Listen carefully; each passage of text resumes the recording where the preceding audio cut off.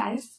Welcome back to my Covered Crowded podcast, or a faith-based podcast. We talk all things life, faith, and Jesus. My name's Taylor, the host of this podcast. Today we're talking about something that I have always I really haven't understood that well. And that is, what does it mean to be still? I think a lot of Christians quote Psalms 46, verse 10, which is, "Be still and know that I am God. I will be exalted among the nations. I will be exalted in the..." I think a lot of times Christians like to quote, "Be still and know that I am God." And I never really understood what it meant. And so today, we're going to talk about it a little bit. We're going to read all of chapter 46 before we dive into it. Kind of just talk a little bit about Psalm 46 and then talk about what it means to be still. So Psalm 46, verse 1. God is our refuge and strength, a very present help in trouble. Therefore, we will not fear, though the earth gives away, though the mountains be moved into the heart of the sea, though its waters whir and foam, though the mountains tremble at its swelling. There is a river whose streams make glad the city of God and the holy habitation of the Most High. God is in the midst of her. She will not be moved, or she shall not be moved. God will help her when morning dawns. The nations rage and the kingdom totters. He utters his voice and the earth melts. The Lord of hosts is with us. The God of Jacob is our fortress. Come, behold the works of the Lord, how he has brought desolation on the earth. He makes wars cease, and he makes wars to the end of the earth. He breaks the bow and shatters the spear. He burns the chariot with fire. Be still and know that I am God. I will be exalted among the nations. I will be exalted in the earth. The Lord of hosts is with us. The God of Jacob is our fortress. This whole psalm is really just celebrating. It's celebrating the fact that God is our fortress. Verse 1 through 7 talks about the fact that we are secure in God, even in chaotic times. God is in control, and that he is our refuge and our strength. One that was put on my heart is, what does it mean to be still and know that God is God? Honestly, this is a question that I've wrestled with for the last couple of weeks, because I've been walking through some things that have kind of been harder than I expected them to be almost. And so I didn't understand what it meant to be still and know that God is God. And so we're going to talk about it a little bit. So in a war, the term "be still" means to cease fighting. And so this whole psalm is kind of talking about how God is our refuge and our strength, and the fact that verse 6 says, "The nations rage and the kingdoms totter, and he utters his voice and the earth melts." Verse 9 says, "He makes wars cease to the ends of the earth, and he breaks the bow and shatters the spear, and he burns the chariots with fire." So something we see here is that God makes wars cease. That is, the term "being still" means to stop fighting.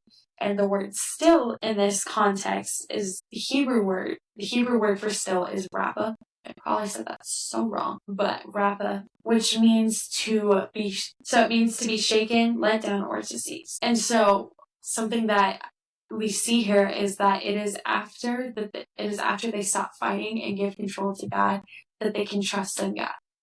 And I think it's very similar in our lives today, that we can't be still until we give trust to God. I think it's easy to try to walk through situations and think that we're in control and try to manipulate situations to kind of go how we want them to go. But then we're not giving God the control. We're not surrendering the control over to the Lord. And we see that it isn't until we do that, stop fighting it, that we can actually trust God. Because if we're trying to control every little thing in our life, we're not actually trusting God. And this is something I struggle with. I'm really bad about surrendering control. I'm a control freak when it comes to certain things, especially about my life. There are things that I'm like, I want it to go this way, this way, this way, and this way. And the Lord's like, no. And I'm starting to learn a little bit what it looks like to surrender control and be like, okay, God, you're the one who can control. You're the one who knows what's going to happen next. So I can trust you and know and give this to you and stop fighting your plan for my life and trust that what you have is good. And I think a lot of times when I would read this, I would translate it into like quiet time with the Lord, which having quiet time with the Lord is great. That is something that is it's very special. It's one of my favorite things about my day is spending time with the Lord.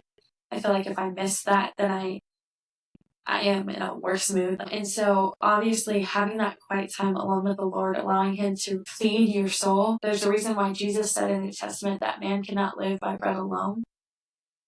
Because when you read his word and when you allow God, as you read his word and you spend time with the Lord, it feeds your soul. It replenishes something in your soul that you didn't know you needed. And so it's very helpful to have a quiet time alone with the Lord.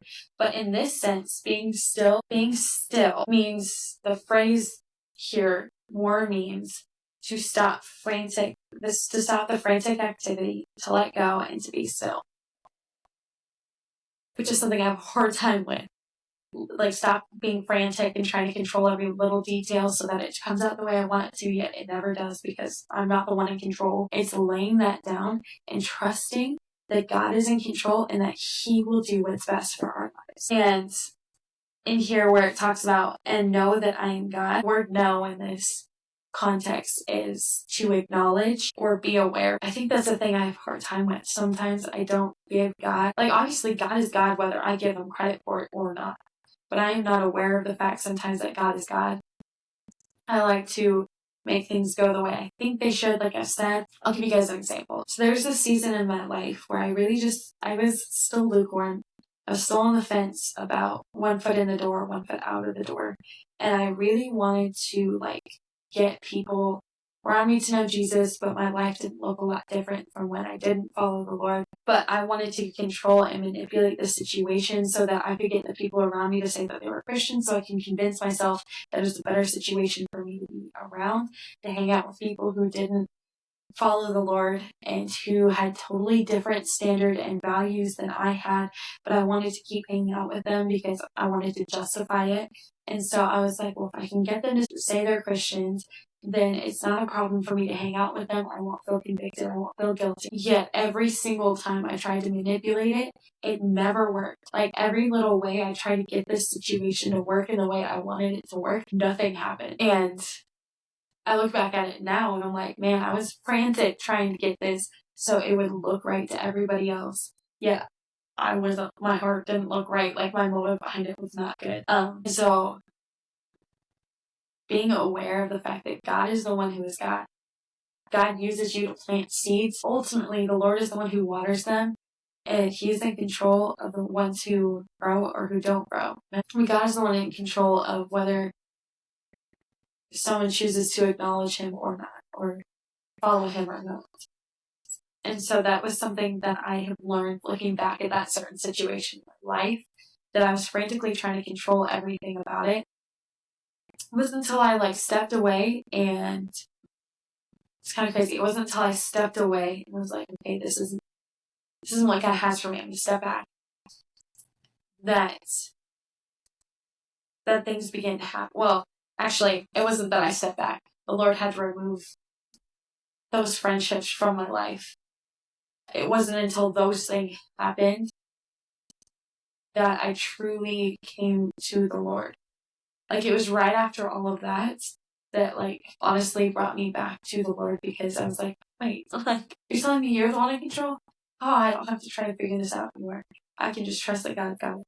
Great. I love that, because the weight is off of me now. And so, like I said, know in this instance means to acknowledge or be aware. So how does all this affect our stillness? Because we've talked about how we know that the Hebrew word, like I said a few minutes ago, rappa, means to shake, to slacken, let down, or cease. So we need to give up our control of those things and then be aware that God is the one who is in control. Because, guys, we serve an all-knowing, an all-present, all-powerful, holy, sovereign, faithful, infinite, and good God. There are so many more attributes that the Lord has. Those are just a few.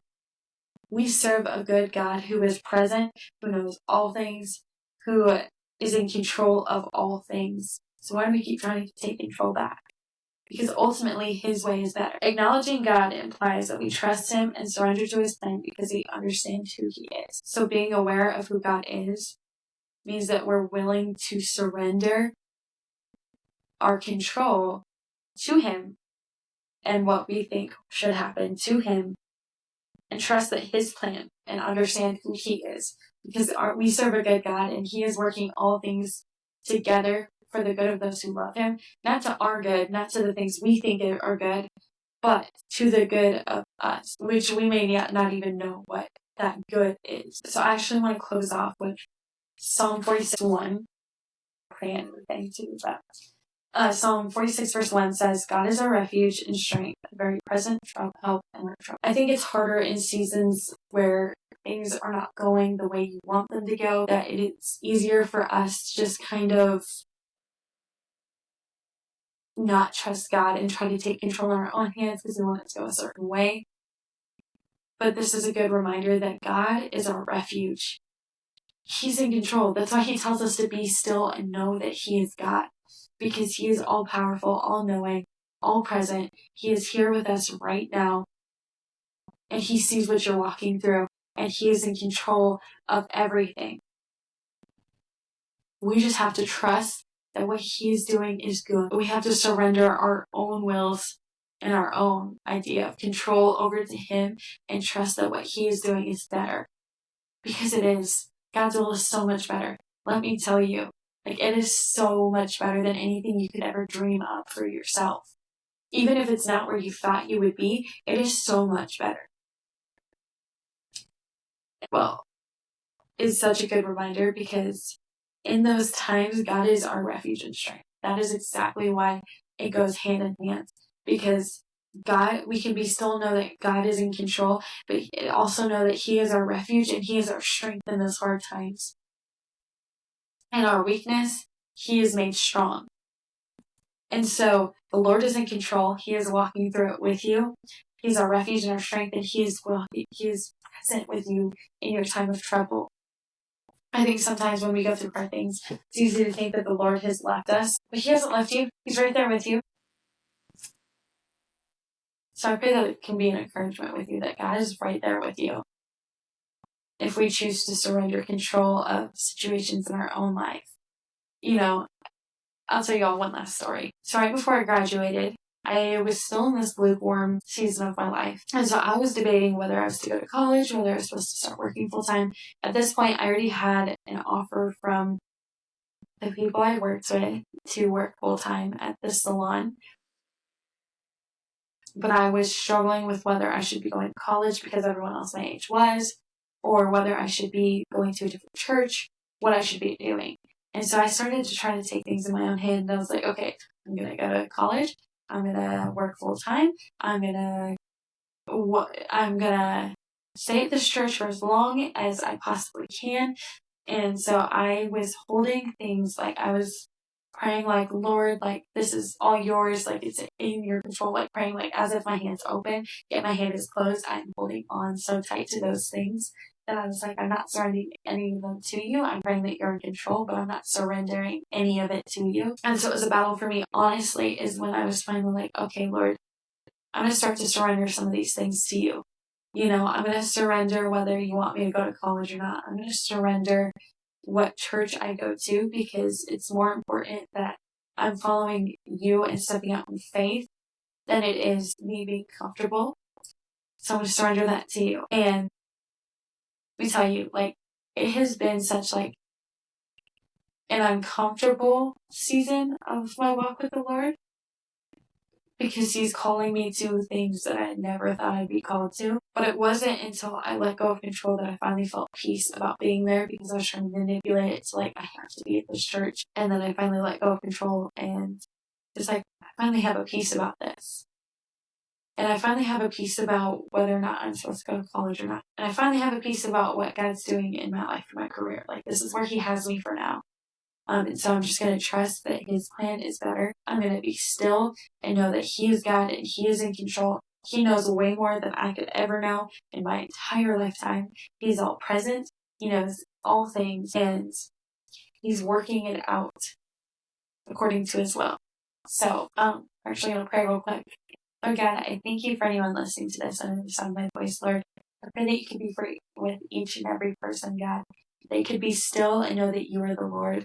Know that you are in control. God, I pray that they can surrender things to you, that they are still holding close-handed, Lord, that they could open their hand and surrender it over to you, Lord, because it's the most freeing thing you could ever do, because you're no longer stressing and trying to control. Rather, you're just trusting that what you do, Lord, that you're in control, and that you are, that you're working it out for us, God. I thank you so much for anyone listening to this, Lord. I pray that you could just bless them, Lord, that you could just help them to see your hand in everything, God. I pray that you help them to be bold and to step out in faith and trust that you are good and to be still, God. I think that is one of the hardest things for us to do as Christians, to just surrender control and to just trust you, Lord. But I pray that you could just help them to do so, Lord. I thank you for this day, Lord. I thank you for what you've been teaching all of us, Lord. And yeah, in your name, amen. Thank you guys so much for joining me on another episode of the Make Heaven Podcast.